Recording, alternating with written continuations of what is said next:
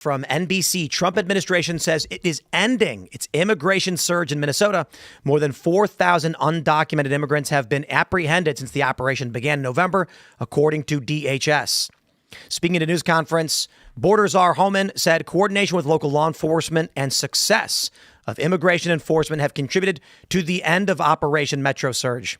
I have proposed, and President Trump has concurred, that this surge operation conclude. The announcement comes weeks after federal authorities shot and killed 2 U.S. citizens, sparking outrage around the nation and the world. Homan said a significant drawdown will begin this week and will continue into next week.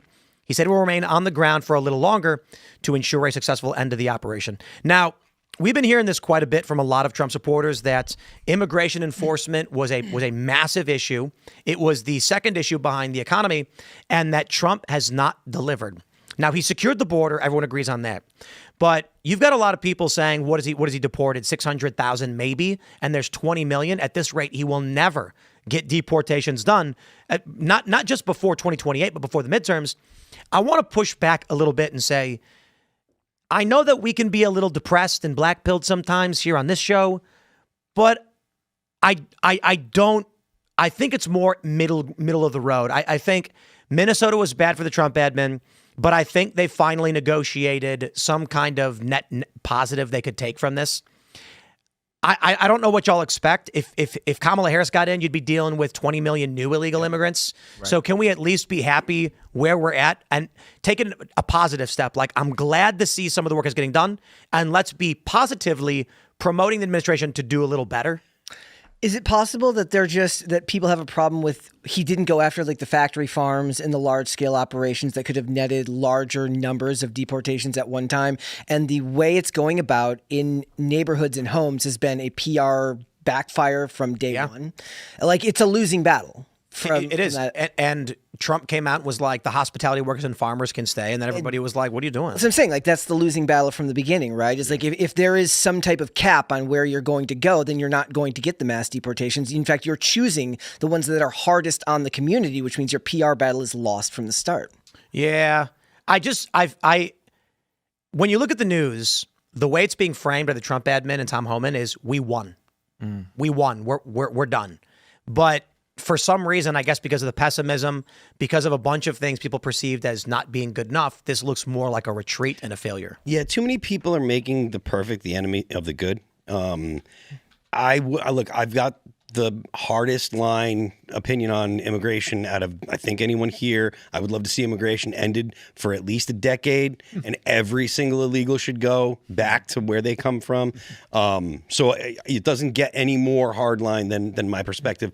But at the same time, I can't look at the reality of the situation, the options that we had, and say that Trump isn't the better option or hasn't been the better option. We got net negative migration. We have people that are opting to leave. Just today I was reading some tweets where people that are in custody, they're deciding to leave because I guess if they're going to try and fight, they stay in custody. But if they're just going to say, okay, well, I'm just going to go back to my home country, they go, okay, cool, and let them go. And the more people that you get to leave the country through whatever means is possible, right? Whether it be paying them $2,600 and buying their plane ticket, grabbing them off the street and throwing them in jail and putting them on a plane, or whether they decide that they get tired of being in custody and so they leave. I don't care what it is. Whatever gets them to leave is what we should do. I would love to see the administration go after employers that employ illegals. Absolutely. I would love to see more people. I would love to see the administration go after people that rent homes to illegals or rent knowingly. Knowingly. But I like what you said, and also what you said about, because it's not really completely their fault for coming in. I mean, it's really the Biden's problem because they brought him in and incentivized. They come on in. So yeah, I mean, so there's maybe a middle ground where we can give them, look, we know that we told you to come in, not us, but previous Biden. So let's take a little responsibility for that. So why don't we give them some money? Like, here, look, $3,000 to $5,000. We'll send you back, and we'll put you on a list. Yep. That seems like a nice middle ground. It's a little more Yeah. And it, That's Trump Edmonds doing that. Oh, they are? Yeah, yes. $2,600 Look at this is guy. is the cost. $2,600. Oh, it's $2,600. Because it's less money Oh. to give. It's less to give them $2,600 to go back and start the process or whatever. Because if they leave of their own volition, they can start the process and try and come back legally. Yeah, and that's fair. And the $2,600 is cheaper than what it costs for per person. Maybe a to little wrap bit them more up. because it wasn't completely, like I said, completely their fault. Because if I was in South America, I'd go away. I mean, it's But I think you're being nice. Yeah. But the Trump admin's view of it is, it's going to spend what, $17,000 per deportation or something like that, right? Was it the number? Phil.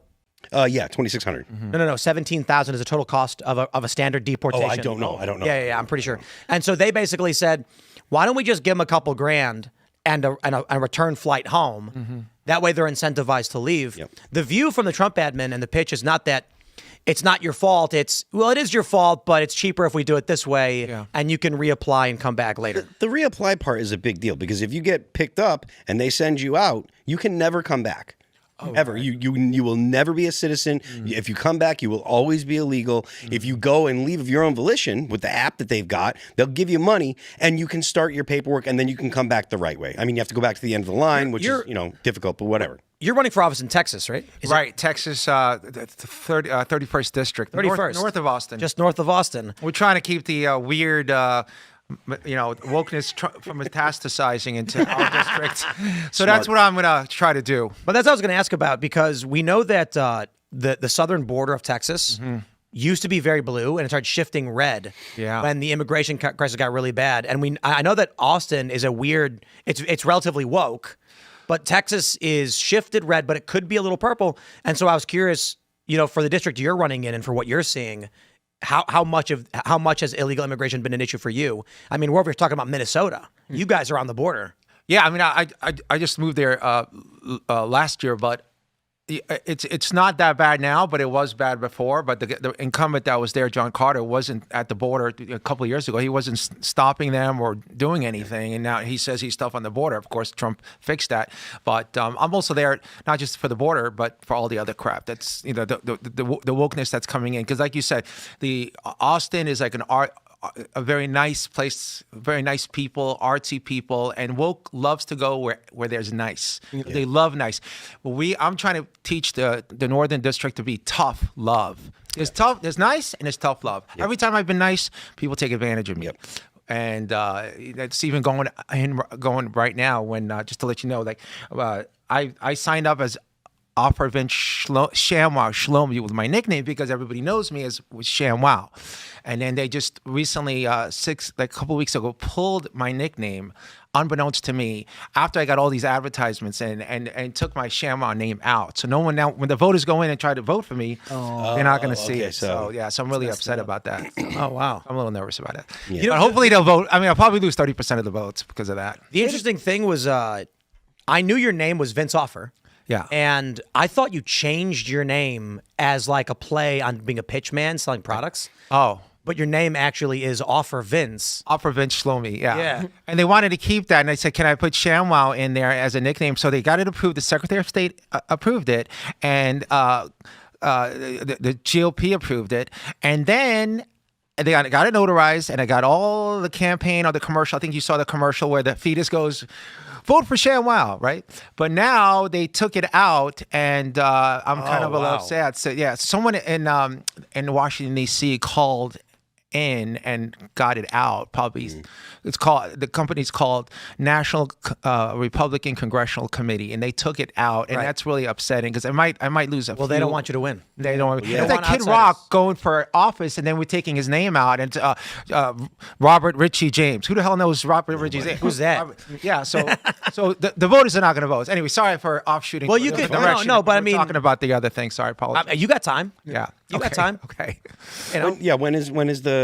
Well, no, they can't change it now. So I have to. And I got all donation. I got donations, and we're pushing ShamWow, and I even got this was the vote ShamWow guy, but then when they pulled ShamWow out, now I got to go vote Shlomi, so I got to rebrand myself now. So it's like it's an uphill battle. So I don't know. I thought I was going to win, but now it's like 50-50 to see. But we'll see. You have to just completely remake the ShamWow commercial where it says Shlomi instead of it's got a nice Shlomi. We'll see. Call the product the Shlomi. Yeah. I have a question for you. So me and you, Phil, have talked in the past about gun laws and the fact that it's become an issue it's a bit of a losing issue for Democrats. It doesn't work the way that it used to. Yeah. Is there any world in which we one day see immigration in the same light, or will it always be on the table the way it is now? Like, is the idea here that if you push hard enough right now, even if you're not getting the deportation numbers that you want, like you can get it into the public consciousness and get Americans to understand the damage in which what illegal immigration does, and turns it into an issue similar to gun rights where people are like, I'm not compromising, bullish on this. I think there is a segment of the right that has that opinion now, where they're like, there's no compromise, no anything. And I think that those are the people that are the most upset with Donald Trump, right? Donald Trump ran when he first came down the escalator in 2015 and announced. The very first thing he said was, they're sending rapists, they're sending the drug users, blah blah blah, and the whole media just freaked out. But he stood by, he stood on his principles, and he's like, no, this is a serious issue, and I think that he really did make the case, and people have seen it. Now, Biden helped by opening up the border. Biden has done as much damage to public opinion on immigration as anyone, and because people are seeing it so succinctly, it's so right in front of their face. But yeah, I do think that it's not going to change the way people think. I think that people are upset with Trump because he's decided that he's not going to try to get rid of like the workers that are here that are illegal and stuff. As for will it be a losing issue for the left, I don't know, because the people. Is it possible in the future, like with enough time? I think, honestly, I don't think the time is the deciding factor. I think that it's damage. So the more people are aware of the negative effects of immigration, the more people will calcify behind no immigration or I want to have more deportations and stuff. Because even now, even after all the stuff that happened in Minneapolis, the squishy Republicans, they were like, oh, I don't want to see this and stuff. But the hardcore, far right or right wingers like myself, like, they were not moved. I was not moved. I was like, this is what I want to see. And because I'm aware of the people that were fighting back. They were all politically motivated. It was all, progressives or communists or socialists, whatever you want to call it. Those were the people that were out in force protesting and trying to fight with the cops and stuff. And it was all manufactured, right? And none of it was grassroots. It was all AstroTurf. So I wasn't moved by any of the stuff that went on. And I think that there's a significant segment of the Republican base that still is like, I don't care. That's what I wanted to see. I wanted to see people getting deported. Well, they're doing that right now with voting rights, where they're like, these are all the hurdles that somebody will have to jump through if the SAVE Act is passed. Yeah. Right? Like if you were married or if you're divorced and all of these things, and people are like, I don't care. It should still be a law. Yeah, and with that particular issue, like the popularity of it is like 85% of the country, 93% of Republicans, I think, 71% of Democrats are saying, yeah, you should have to show ID. And you're seeing movement on the Hill too. Like, there's only 4 senators that are holding out now. It's McConnell, the Alaska and Maine senators, I forget their names, they're the same person. And I think Tom Till from North Carolina is still holding out. But that's it. And even Fetterman's come over to say, no, I would vote for it. So I'm Fetterman 2028. So, I mean, I could imagine, not that I think that it's going to happen, but I could imagine another Democrat saying, actually, that's probably not a bad idea. My constituents have been calling my office, and they really do want to see this as well. So. Thanks for checking out this clip from Timcast IRL. Make sure to watch the show live Monday through Friday at 8 p.m. Subscribe to this channel, and we will see you all there.